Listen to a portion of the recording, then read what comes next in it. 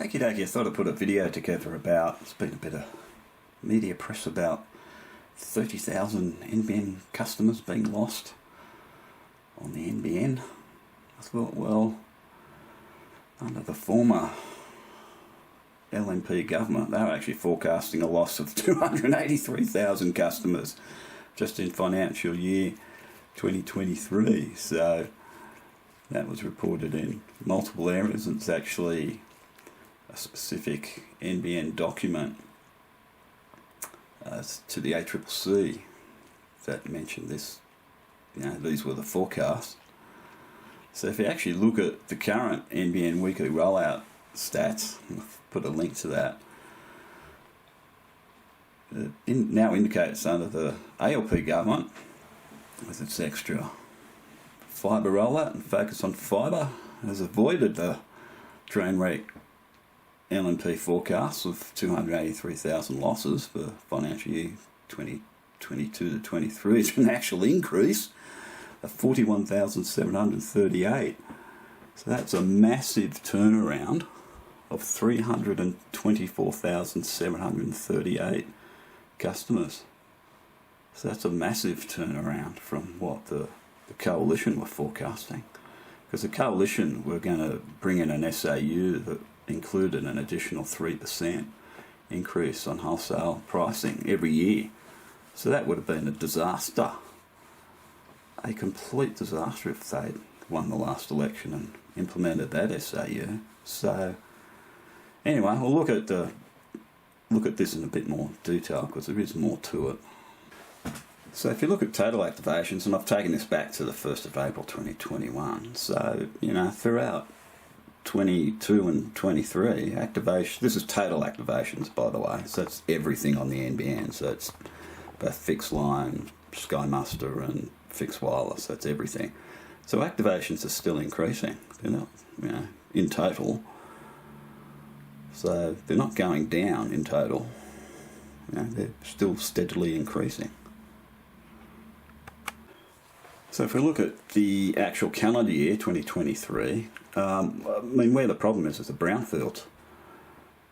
Greenfields is doing very well. Sky Muster's dropped a bit, and I'll go through that in a bit more detail. Fixed wireless has actually gone up. So, total activations, total number of increase in NBN customers has actually gone up by over 50,000 through the year. So it's the brownfield area. And well, what's the brownfield area? That's the multi-technology mix area. And that's predominantly copper or cable. There's only about, probably at the most now, about 25% fibre to the premise. And the other losses that the NBN has experienced is actually, well, it's probably predominantly the Sky Muster, the satellite footprint. But if you actually combine the fixed wireless and Sky Muster activation numbers, it doesn't look too bad. In fact, the NBN has said in Senate estimates it's lost about, I think, 17,000 customers to Starlink. That's Sky Muster to Starlink. That seems to be reflected somewhat in this chart. But the thing is, for the last 6 months, the numbers are pretty stable. So, and the reason why I've combined these two is because that's predominantly where Starlink is going to try and poach customers from the NBN. So I think it's practical and relevant to combine these two together. So yeah, look, they've lost some, but not a huge amount. So, and the thing with Sky Muster is, okay, the ping's not very good in comparison to Starlink, but it's a lot cheaper, and there's now Sky Muster plans that are essentially unlimited. I think they're called Sky Muster Plus, if my memory serves me correct, and they can actually burst speeds up to 100 megabits per second. So it's certainly improved. And also in the fixed wireless area, the NBN's rolling out enhancements to the LTE component of the fixed wireless network, plus implementing 5G millimetre wave, I think starting July this year. So, and their initial testing has indicated it could get speeds up to 400 megabits per second down. So, I think the fixed wireless and Sky Muster will probably do okay. Sky Muster's days are numbered, but it's probably the end of the decade before they really do something with it, either get rid of it or to implement Starlink, NBN Starlink or something like that. Or they just allow Telstra and Optus to take that part of the market or something and completely shut down the satellite component of the NBN and let the private sector do that or something. Not sure. So yeah, so that's fixed wireless and Sky Muster.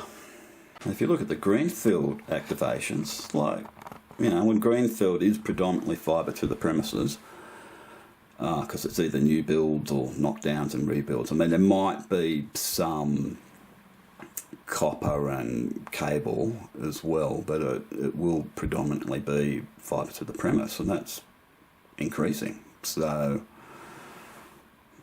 you know, so that's good. I mean, at least the NBN's getting numbers out of that, or good numbers out of that.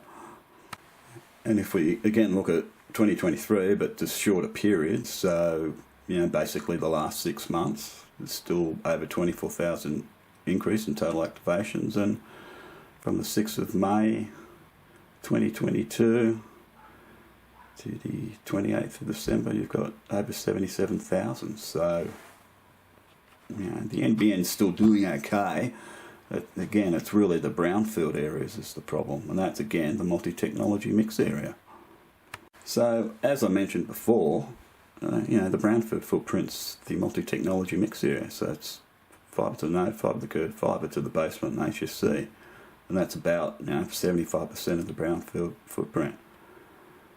So yeah, there's going to be some losses in the brownfield footprint, and no doubt due to NBN price rises. Although those price rises have really only been in wholesale. It's only actually been in one tier, and that's the 50 megabit per second tier. Everything else has actually come down in price, and there's further price drops coming in July this year for the higher speed uploads. So it's kind of like, you know, I've seen enough on social media to suggest that, you know, at least some of these losses in the brownfield area are not because of pricing, they're because of, you know, it's too slow or too unreliable, particularly in the fibre to the node footprint. And people are moving to 5G broadband like I did back more than 3 years ago because my fibre to the node was complete rubbish and hopelessly unreliable. It wasn't a price issue, it was just a reliability issue.